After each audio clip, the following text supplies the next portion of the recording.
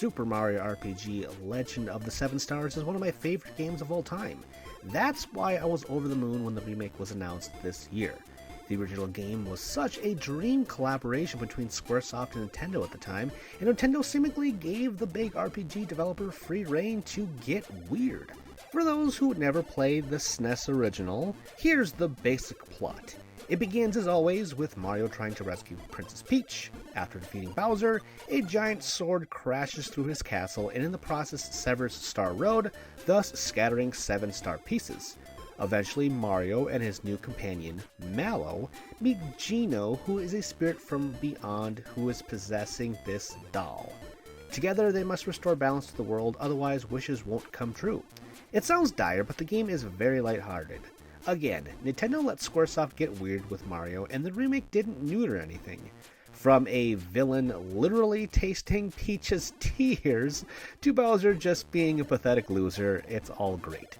Speaking of those two, I should mention that they also joined the party, rounding up the max to 5. The combat system was also unique at the time, and it was turn-based with a twist. Every action, from attacking to defending, could be timed with button presses. Perfect timing could do critical damage, or negate damage altogether.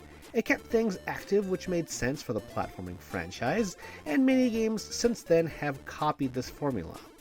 New to this remake is the ability to swap party members in battle, like in Final Fantasy X, and triple moves, like in Chrono Trigger. Who is in the party will determine what triple move will appear. For example, Mario, Geno, and Peach will create a shield for the party. Also, on the side of changes, fast travel is now an option, and the most hateful thing from the original, I can't be alone in this, the inventory system has been revamped. Items no longer take up individual spaces.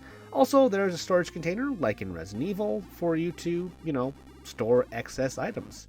On the story front, cutscenes were added, which look amazing despite the lack of voice acting, and sound effects in some regards.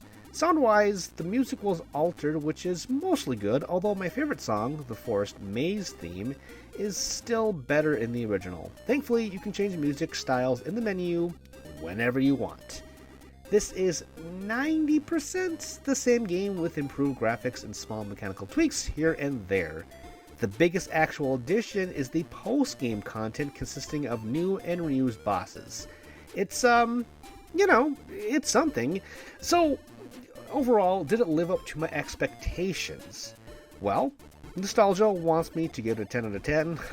Of course it does. The core game is still amazing from start to finish. It's a breeze of an RPG, from the comedic story to the unique battle system to the music and, everything in between.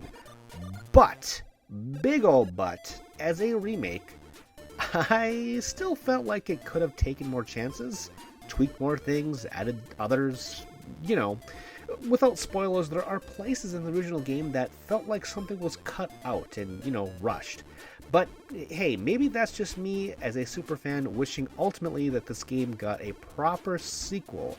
The Paper Mario and Mario and Luigi series are spiritual sequels. And they're good, but hopefully Super Mario RPG does well enough to get Geno, Mallow, and all the other characters back on screen for a new adventure, because there's just nothing quite like this original game. For now, it is beyond heartwarming to see them in the remake and to know that a new generation of players gets to experience this marvel for the first time. Generally, it brought me to tears. But again, that's nostalgia. But if you've never played it, now is as good a time as any. Again, in my heart of hearts, it's a 10 out of 10. But realistically, I gotta go with an 8 out of 10. Doesn't mean it still can't win my game of the year, but more on that later. For now, go, enjoy Super Mario RPG.